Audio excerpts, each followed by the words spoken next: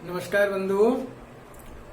ये छठवें अध्याय का जो विवेचना है गीता जी की, वो कल अधूरी रह गई थी कुछ टेक्निकल रीजन की वजह से, तो मैं उसको कर नहीं पाया था। तो बाकी के पोर्शन को विवेचना आज करते हैं। तो बलबंसी वारे की जय। ओम नर को, नारायण को, व्यास जी को, सरस्वती जी को नमस्कार है। ओम श्री गुरुचरण कमलेभ्यो नमः। जय श्री कृष्ण।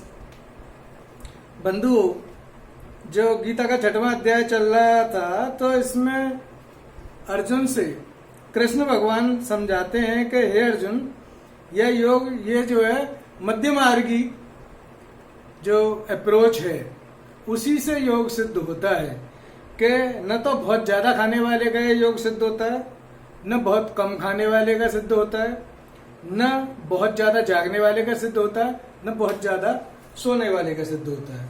ये दुखों का नाश करने वाला योग तो यथा योग्य आहार विहार करने वाले का, यथा योग्य चेष्टा करने वालों का, कर्म में चेष्टा करने वाले का, और यथा योग्य जाने और सोने। यानी ये योग क्या है, जैसे पतंजलि जी ने कहा है कि अथ योगानुशासनम, कि योग एक अनुशासन है, ये डिसिप्लिन है। हमें अपने जो है माइंड को, अपने मन को इस तरीके से ट्रेन करना पड़ता है कि उस जो है अनुशासन में रह के हमें जो है योग को सिद्ध करना पड़ता है। फिर अत्यंत उसमें किया हुआ चित्त जिस काल में परमात्मा में ही भली भांति स्थित हो जाता है, उस काल में संपूर्ण भोगों से स्पृहा रहित पुरुष योग युक्त है, ऐसा कहा जाता है। अब ये जो समाधि की अवस्थाओं के वर्णन है, अब ये जो है संप्रज्ञात समाधि का वर्णन है, जो डिफरेंट अवस्थाएं संप्रज्ञात समाधि की हैं, ये उन्हीं का वर्णन भगवान इसमें कर रहे हैं। जिस प्रकार वायु रहित स्थान में स्थित दीपक चलायमान नहीं होता, वैसी उपमा परमात्मा के ध्यान में लगे हुए योगी के जीते हुए चित्त की कही गई है।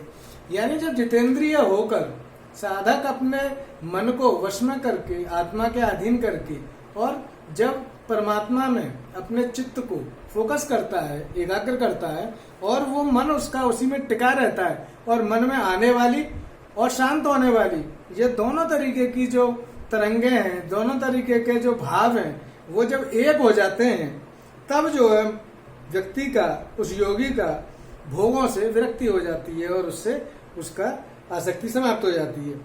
और जिस तरीके से हम एक दिए को रख देते हैं वायु रहित स्थान में, तो वो दीपक की लो हिलती नहीं है, एक जगह जलती रहती है। उसी प्रकार जिस तरीके से जब योगी का योग सिद्ध हो जाता है, योग लग जाता है, चित्त एकाग्र हो जाता है, तो उसकी जो अंतर ज्योति है, जो अंतर ज्योति जो जल गई है, दिव्य दृष्टि की जो प्राप्ति होती है, तो एक हमारे अंदर अंतर ज्योति जलती है, जिससे हमें पूरे ब्रह्मांड का दर्शन होता है, आत्मा और परमात्मा का ज्ञान होता है। वो ज्योति जो है वो स्थिर हो जाती है, और उससे हमें पूरा ब्रह्म तत्व का ज्ञान होता है, और इस ब्रह्मांड का ज्ञान होता है। योग के अभ्यास से निरुद्ध चित्त जिस अवस्था में उपराम हो जाता है, और जिस अवस्था में परमात्मा के ध्यान से शुद्ध हुई सूक्ष्म बुद्धि द्वारा परमात्मा को साक्षात करता हुआ सच्चिदानंद घन परमात्मा में ही संतुष्ट रहता है। अब ये संप्रज्ञात समाधि की अंतिम अवस्था है कि जब योग सिद्ध हो गए, जब हमारी संप्रज्ञात समाधि सिद्ध हो गई, संप्रज्ञात योग हमारा जब पूर्ण हो गया, तो हमारा चित्त बिल्कुल उपराम हो जाता है, ठहर जाता है, और हमें आत्मा और परमात्मा का ज्ञान हो जाता है, और परमात्मा को साक्षात्कार करके ब्रह्म साक्षात्कार हो जाता है। और ब्रह्म साक्षात्कार होने के बाद वो व्यक्ति संतुष्ट हो जाता है, और उसी में जो है उसको बहुत परम शांति और ब्रह्मानंद की प्राप्ति होती है। इसके आगे फिर जब आदमी निर्विकल्प योग प्रारंभ हो जाता है, फिर हमारे संकल्प विकल्प समाप्त हो जाते हैं, और जो संस्कार धारा है हमारी, जो समाधि संस्कार धारा है, वो धारा जो है चलती रहती है। और जो योगी है वो अपना उसको सिर्फ जो है बिना किसी संकल्प के, वो जो संस्कार धारा, योग संस्कार धारा चल रही है, उसी के सहारे से वो जो है इन समाधि के संस्कारों को और जो कर्माशय के समस्त संस्कारों को भस्म करके वो जो है परमात्मा में लीन हो जाता है। और उसके जो है फिर कुछ जानने के लिए शेष नहीं रह गया, तो वो सारे के सारे संकल्प विकल्प समाप्त हो गए, और जो प्रकृति है वो प्रकृति का कार्य पूरा हो गया, तो जो है मन अपने कारण में विलीन होना चालू कर देता है, और फिर जो है धीमे धीमे कालांतर में उसका असंप्रज्ञात योग भी सिद्ध होके जो है जीवन मुक्त अवस्था की या धर्मवेग समाधि की प्राप्ति हो जाती है। सुख मात्यंतिकम यत् बुद्धि ग्राह्य मतीन्द्रियम वेत यत्र न चैवयम स्थित चलते तत्वतः। भगवान कहते हैं कि इंद्रियों से अतीत केवल शुद्ध सूक्ष्म बुद्धि द्वारा ग्रहण करने योग्य जो अनंत आनंद है उसको जिस अवस्था में अनुभव करता है और जिस अवस्था में स्थित या योगी परमात्मा के स्वरूप से विचलित नहीं होता, परमात्मा की प्राप्ति रूप जिस लाभ को प्राप्त होकर उससे अधिक दूसरा कोई भी लाभ नहीं मानता, और परमात्मा की प्राप्ति रूप जिस अवस्था में स्थित योगी बड़े भारी दुख से भी चलायमान नहीं होता, जो दुख रूप संसार के संयोग से रहित है तथा जिसका नाम योग है, उसको जानना चाहिए। वह योग न उकताए हुए अर्थात धैर्य और उत्साह युक्त चित्त से निश्चय पूर्वक करना कर्तव्य है। अब भगवान कहते हैं कि भाई परमात्मा की जो प्राप्ति हो गई, ब्रह्म साक्षात्कार हो गई, उससे बड़ा तो संसार में कोई उपलब्धि नहीं है। न कोई मेडल है, न कोई दौलत है, न कोई शोहरत है।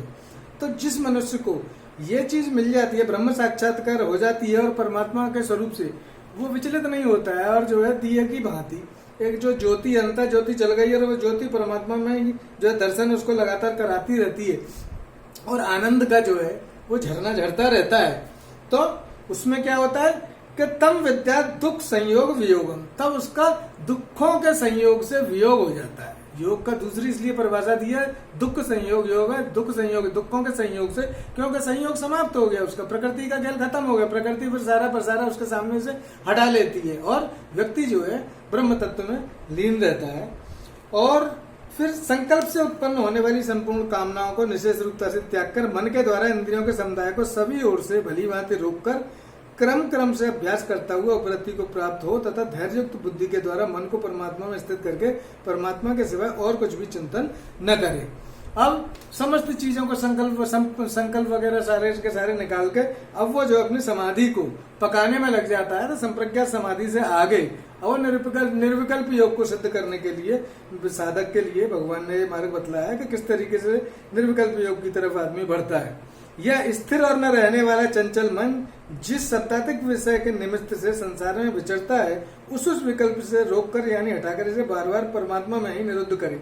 यहाँ भगवान ने प्रत्याहार की महिमा बताई है कि जो ध्यान लगाने में चाहे शुरुआत हो, कभी कभी बीच में भी विक्षेप आ जाता है, तो जो मन है अगर कहीं इधर उधर सांसारिक विषय में भागता है तो वहां से रोक के फिर परमात्मा में उस मन को निरुद्ध करे। क्योंकि जिसका मन भली प्रकार शांत है और जो पाप से रहित है और जिसका रजोगुण शांत हो गया है, ऐसे सच्चिदानंद घन ब्रह्म के साथ एक ही भाव हुए योगी को उत्तम आनंद प्राप्त होता है। क्योंकि भगवान कह रहे हैं कि भाई जिसका मन शांत हो गया है और जो है पाप से रहित हो गया, रजोगुण शांत हो गया, परमात्मा में एक तत्व में स्थिर हो गया है, और जब सच्चिदानंद घन में ब्रह्म में एक ही भाव हो गया, तो उस योगी को अत्यंत जो है उत्तम आनंद की प्राप्ति होती है। वह पाप रहित योगी इस प्रकार निरंतर आत्मा को परमात्मा लगाता हुआ सुख पूर्वक परम परमात्मा की प्राप्ति रूप अनंत आनंद का अनुभव करता है। अब जो है इस अवस्था में क्या है कि हर वक्त वो मगन रहता है, आत्मा और परमात्मा जो है उसका आत्मा परमात्मा का जब ब्रह्म आत्मा की बुद्धि की प्राप्ति हो गई और वो उसी में लीन रहता है और मगन रहता है।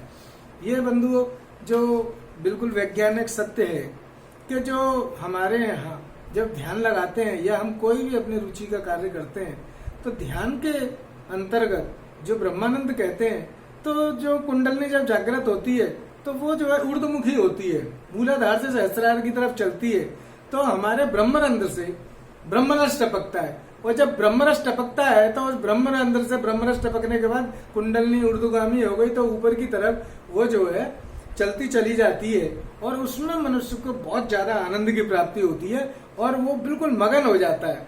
जैसे कहते हैं कि हमने हाथरस में एक बगीचे में लिखा देखा हुआ था, एक जगह लिखा था कि संगत करिए साधु की महिमा संत अपार, संगत करिए साधु की महिमा संत अपार, और बिन पिए चढ़ी रहे सब में स्वयं निहार। यानी संतों की जो है वो आप संगत करिए, महिमा कर संगत करिए साधु की महिमा संत अपार, के भाई संतों की, सज्जन पुरुषों की और संतों की महिमा अपरंपार है। बिन पिए चढ़ी रहे सब में स्वयं निहार, यानी सबके अंदर स्वयं को यानी अपने आत्मा को देखना है। ब्रह्म आत्मा की बुद्धि हो गई तो ब्रह्म बुद्धि हो गई। जब ब्रह्मभूत हो गया मन, धारणा हो गई ब्रह्मभूत, तो जो प्राप्त होने वाली चीज है वो क्या ब्रह्म। तो बिन पिए चढ़ी रहे, सब में स्वयं निहार के। सबरे संसार में, प्रत्येक मनुष्य में, जड़ चेतन में, सब में जब ब्रह्म रूप के दर्शन कर रहा है तो क्या होता है, एक नशा, एक मदहोशी, एक मस्ती में आ जाता है। लेकिन इस आनंद को भी छोड़ के फिर निर्विकल्प योग की तरफ जब आदमी चलता है, यहाँ तक सभी समाधि होती है। यहाँ तक अगर योगी की मृत्यु हो जाती है, शरीर छूट जाता है, तो उसको फिर जो है जमीन पे आके दोबारा अगले जन्म में तपस्या करनी पड़ती है, क्योंकि यहाँ पे भी प्रकृति लय की स्थिति तो प्राप्त हो जाएगी, लेकिन उसकी जो है वो मुक्ति नहीं होगी। क्योंकि ये जो चक्रव्यूह है, इस चक्रव्यूह के इतने चक्र हैं, उन चक्रों में जब तक 8वां द्वार जो है आपका नहीं टूट जाएगा चक्रव्यूह का, तब तक जो है चक्रव्यूह से बाहर नहीं निकल सकते।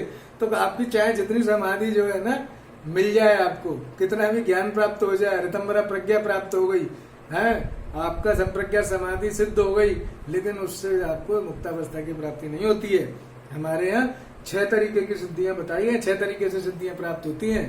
पहली होती है जन्म से, जन्मजा, यानी जो प्रकृति लय को प्राप्त लोग हैं, जिनकी के संप्रज्ञा समाधि सिद्ध हो गई है, अगले जन्म में जब उनका, लेकिन उनका पुनर्जन्म होता है, फिर उनको जो है जो ऊपर के लोकों में जाके हैं, फिर दोबारा जन्म अपने भोग जमीन पे आना पड़ता है और किसी अच्छे परिवार में जाके वो जन्म लेता है। फिर जो है उसकी साधना वहीं से प्रारंभ होती है, तब जाके फिर उसको जो समाधि सिद्ध होके मुक्ति मिलती है। तो इसको बोलते हैं जन्मजा, यानी उसमें जन्म ही उस सिद्धि होने के लिए सिर्फ जन्म लेना जरूरी था, बाकी जो पूर्व जन्म के संस्कार हैं उससे उसकी साधना सिद्ध हो जाती है। दूसरी है मंत्रजा। मंत्र की सिद्धि भी ऐसे ही होती है कि मंत्र को जब निष्ठा पूर्वक मन वचन और कर्म से हर वक्त भाव पूर्वक इष्ट का ध्यान करते हुए जब अपने मंत्र का जाप जपा रहता है, जपो निरंतर जय सिया राम, इतनी जो है तन्मयता से जब मंत्र को हम जपते हैं, जैसे धैर्य अनंत, श्रद्धा अनंत, विश्वास अनंत भी हुए, जीवन मुकुट में देर नहीं, जो गुरु कृष्ण सा हुए, अपने इष्ट का ध्यान करते हुए जब आदमी मंत्र जपता रहता है तो उसको भी सिद्धि की प्राप्ति हो जाती है, उसको भी जो है। लेकिन वो भी जो है वो यहाँ तक संप्रज्ञा समाधि तक तो पहुंच जाएगा, लेकिन उसके आगे निर्विकल्प योग उसको प्राप्त नहीं होगा, द्वैत में रहेगा, अद्वैत में वो पूरी तरीके से नहीं पहुंच पाएगा। फिर तीसरी है कि भक्तिजा। भक्ति करने से भी सिद्धि की प्राप्ति होती है, लेकिन भक्ति में भी द्वैत रहता है, तो मनुष्य को जो है फिर वहां पे भी मुक्ति नहीं मिलती है, फिर दोबारा जन्म लेने, उसको बार बार जन्म लेने आना पड़ता है। बल्कि जो भक्त हैं वो तो ये कहते हैं कि भगवान हम तो आपकी शरण में रहेंगे, हमको तो आप लाखों जन्म दे दो, करोड़ों जन्म दे दो, कोटि कोटि जन्मों तक आपकी शरण में जो है रहेंगे और हमें बार बार जन्म देते रहिए। लेकिन मुक्ति की प्राप्ति उनको भी, आनंद की प्राप्ति हो जाएगी, लेकिन मुक्ति की प्राप्ति उनको भी नहीं होती है। तो जन्मजा, मंत्रजा और भक्तिजा, और एक होती है औषधिजा। ऋषि मुनियों ने कुछ ऐसी औषधियां भी खोजी थी जिन औषधियों के सेवन से मनुष्य में कुछ विलक्षण जो है शक्तियां प्राप्त हो जाती हैं, कुछ विलक्षण सिद्धियां प्राप्त हो जाती हैं, लेकिन उनसे मुक्ति उनसे भी नहीं मिलती है। फिर होती है कि एक समाधिजा सिद्धि। समाधि की जो सिद्धि है वो जब हम निर्विकल्प योग को सिद्ध कर लेते हैं, निर्विक समाधि की हमारी सिद्धि हो जाती है, तब जाके मनुष्य जो है वो जीवन मुक्त अवस्था को प्राप्त होता है और जीते जी मनुष्य मुक्त हो जाता है। इसी को हम जागृत समाधि कहते हैं। तो ये जो जागृत समाधि है, जीवन मुक्त अवस्था है, ये सिर्फ राजयोग से प्राप्त होती है, ध्यान योग से, यानी बिना समाधि के हमारा मुक्ति नहीं है। इसलिए राजयोग का पालन, आप किसी भी मार्ग से चलें, जब तक राजयोग की सिद्धि आपको नहीं मिलेगी तब तक हमारा मुक्त होना संभव नहीं है। तो भगवान यही बताते हैं कि जो पुरुष एक ही भाव में स्थित होकर संपूर्ण भूतों में आत्म रूप से स्थित मुझ सच्चिदानंदघन वासुदेव को भजता है, वह योगी सब प्रकार से बरतता हुआ भी मुझ में ही बरतता है। फिर बोलते हैं, हे अर्जुन, जो योगी अपनी बात संपूर्ण भूतों में सम देखता है और खुद सुख अथवा दुख को भी सब में सम देखता है, वह योगी परम श्रेष्ठ माना गया है। भगवान कह रहे हैं कि भाई अपनी जो सुख दुख है जैसे हमें होते हैं वैसे दूसरों को भी होते हैं, जानवरों को भी वैसे ही होते हैं। हम लोग क्या करते हैं, पत्थर उठाया मार दिया कुत्ते के, पत्थर उठाया मार दिया गाय के, कोई चल रही है भैंसिया घुस गई तो उसको बहुत से लोग जो पूंछ काट देते हैं, जख्म बना देते हैं। सांड के जो नंदी है, नंदी को जो है काट देते हैं, जख्म बना देते हैं। नहीं, हमें ऐसा नहीं करना चाहिए। हैं? भगवान आगे बोलते हैं, हे अर्जुन बोले, हे मधुसूदन, जो यह योग आपने संभाव से कहा है, मन के चंचल होने से मैं इसकी नित्य स्थिति को नहीं देखता हूँ, क्योंकि हे श्री कृष्ण, यह मन बड़ा चंचल प्रमथन स्वभाव वाला, बड़ा दृढ़ और बड़ा बलवान है, इसलिए उसका वश में करना मैं वायु को रोकने की बात अत्यंत दुष्कर मानता हूँ। अब जो है अर्जुन को ये शंका हो गई, भगवान आपने अभी बता दिया, समझ में आ गया, लेकिन ये तो मन में से उड़ जाएगा, मेरा मन तो बड़ा चंचल होता है, बड़ा बलवान है, तो ये तो जो है फिर हिल जाएगा अपनी जगह से, हैं? तो जो है इसमें कैसे मन को वश में करें, क्योंकि उसको तो जैसे हवा को ही गठरी बांधना, तो हवा को कैसे आप किसी गठरी में बांधोगे, वो तो निकल जाएगी। तो ये जो है ये बहुत दुष्कर है, बहुत कठिन कार्य है। तो कृष्ण भगवान कहते हैं कि हे महाबाहो, निस्संदेह मन चंचल कठिनता से वश में होने वाला है, परंतु हे कुंती पुत्र, यह अभ्यास और वैराग्य से वश में होता है। तो भगवान कह रहे हैं कि भाई ये तो सही कह रहा है कि कठिनता से वश में हो रहा है, चंचल है, लेकिन इसकी एक जो है दवा है, क्या है? अभ्यास और वैराग्य। वैराग्य बोलते हैं, राग बोलते हैं कि जो सांसारिक भोग हैं, जो हमारी वृत्तियां हैं, वो क्या है? कुदरती तौर पे संसार के भोगों की ओर भाग रही हैं, बहिर्मुखी भाग रही हैं, तो इसको बोलते हैं हम राग। वैराग्य क्या होता है? उनसे विरक्त हो जाना, बाहर से सांसारिक जो हमारे विषय हैं उनसे मन को हटा के और इंद्रियों को हटा के अंतर्मुखी कर लेना, आत्मा की और परमात्मा की तरफ लगा देना, ये वैराग्य है। यानी संसार के जो है वो भोग से मन को अलग हटा देना, ये हो गया वैराग्य। अभ्यास हो गया उस स्थिति के लिए, परमात्मा की प्राप्ति के लिए और अपने योग साधन के लिए, योग में परमात्मा में चित्त लगाने का अभ्यास बार बार करना, उन क्रियाओं को करना जिससे कि हमारा मन शुद्ध होता है। चित्त शुद्धि के जितने साधन है वो सब अभ्यास में आते हैं। बार रोज सुबह शाम ध्यान लगाना, मंत्र का जाप करना है, शास्त्रों को पढ़ना, अपना विश्लेषण करना, स्वाध्याय करना, इन सब को करने से क्या है कि हमारा मन अपने वश में हो जाएगा और वो जो है चित्त शुद्ध होके जो इधर उधर मन भाग रहा है, जो कहते हो मन साहब मन को काबू में नहीं, मन को काबू में किया जा सकता है? कैसे? जैसे अन्ना भैंसा होता है, अन्ना भैंसा है, सांड है, किसी के कब्जे में नहीं आ रहा है, ठीक है, आप उसको नकेल डाल दो, लगाम डाल दो, नकेल डाल के लगाम लगा दी, हो जाएगा। इसी तरीके से मन क्या है? ये अन्ना भैंसा की तरह है, जब तक इसके लगाम नहीं लगाओगे, नकेल नहीं डालोगे। मन की नकेल क्या है? मन की नकेल है प्राणायाम और एक बीज मंत्र को धारण करना। तो इसके लिए प्राणायाम करिए, ओंकार के या मंत्र के साथ प्राणायाम करें और हर वक्त हर सांस के साथ अपने इष्ट का मंत्र का जाप करिए।